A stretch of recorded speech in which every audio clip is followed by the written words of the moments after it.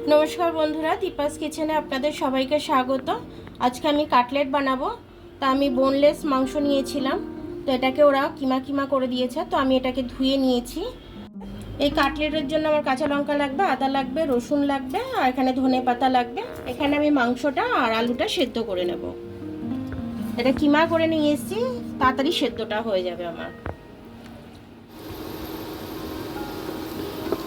আলুগুলো আমার সেদ্ধ হয়ে গেছে, আমি তুলে নিচ্ছি আলুগুলো।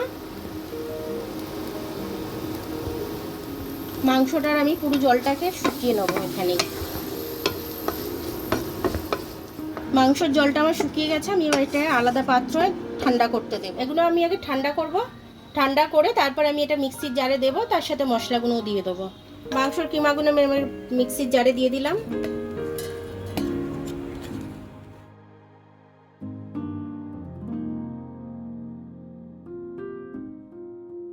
একটু ঝালের জন্য আমি গুঁড়ো লঙ্কা দিয়ে দিচ্ছি, কাঁচা লঙ্কা দিয়েছি।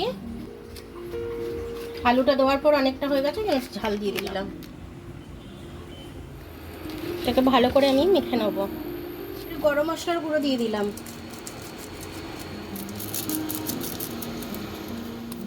গোল গোল করেই দিচ্ছি। আবার ডিমের গোলা আমি দিয়ে দিচ্ছি। ব্রেড ক্রাম্ব লাগাচ্ছি আমি ডিমের গোলায় দিয়ে একটা একটা করে আমি ছেড়ে দিচ্ছি। মিডিয়াম হিটে আমি এটা ভাজছি। এবার আমি উল্টে দিচ্ছি, এক পিঠ করে হয়ে গেছে আমার।